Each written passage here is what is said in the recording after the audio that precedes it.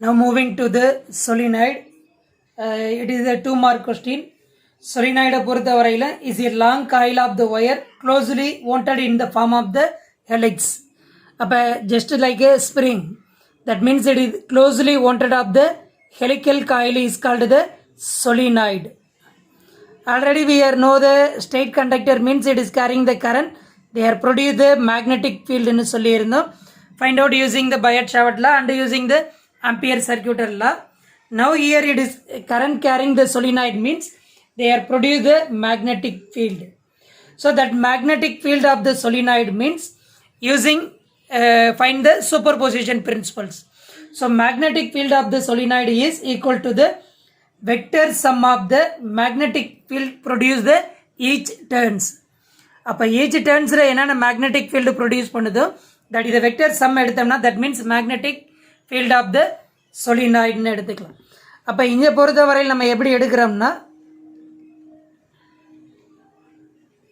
solenoidங்கிறது it is closely wound of the helical coil ன்னு சொல்லியாச்சு. அப்போ magnetic field produce பண்ணோம். யூசிங் த சூப்பர் பொசிஷன் பிரின்சிபலில் நம்ம என்ன கண்டுபிடிக்கலாம்னா மேக்னெட்டிக் ஃபீல்டு கண்டுபிடிக்கலாம்னு சொல்லியாச்சு. But direction of the magnetic ஃபீல்டை பொறுத்த வரையிலும் we are using the right hand palm rule.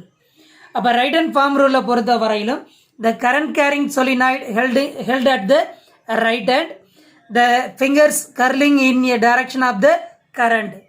அப்போ கர்லிங் ஃபிங்கர் ஃபுல்லாக நமக்கு எதை கொடுக்குன்னா டைரக்ஷன் ஆஃப் த கரண்ட்.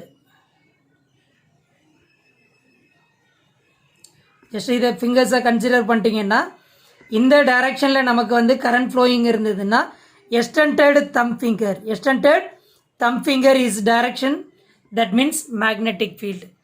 அப்போ the curling finger in the direction of the current means extended thumb finger gives the direction of the magnetic field.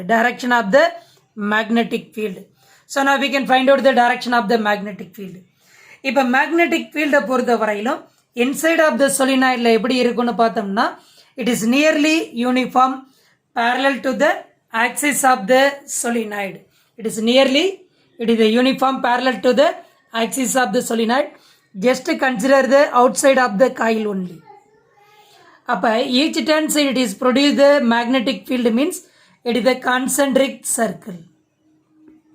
அப்போ நமக்கு it is the outward direction, here it is the inward direction. Outward direction means it is produce the anti-clockwise direction. அப்போ அதே inward direction பொறுத்த வரையிலும் it is produce the clockwise direction.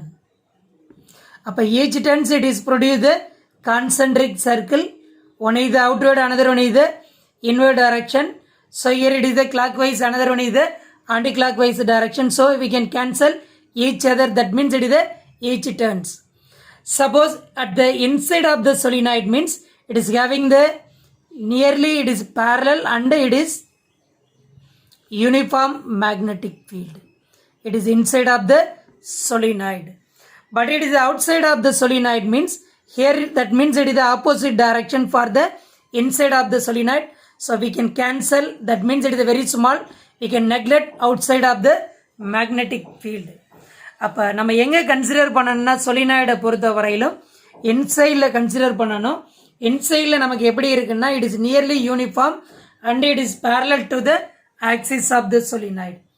So அடுத்தது current carrying solenoid பொறுத்த வரையிலும் just like acting the bar magnet. Already we have discuss about the end rule.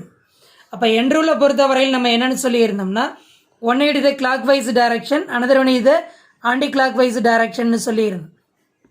So அந்த போலாரிட்டியை பொறுத்த வரையிலும் current flowing in A coil in a clockwise direction. அப்போ near end it is the south pole, another end it is the north pole. Suppose that current carrying solenoid in a anti clockwise direction means அப்போ இந்த side anti clockwise டைரக்ஷனில் இருந்ததுன்னா near end it is the north pole, another end it is the south போல்னு சொல்லுவோம்.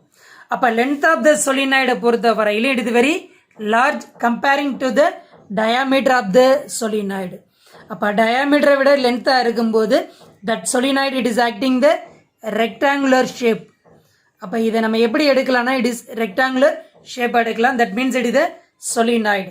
அப்போ solenoid பொறுத்த வரையிலும் the magnetic field பொறுத்த வரையிலும் எப்படி சொல்கிறோம்னா due to the superposition of the magnetic field of each turns of the solenoid டைரக்ஷனை பொறுத்த வரையிலும் we are using the right hand form rule.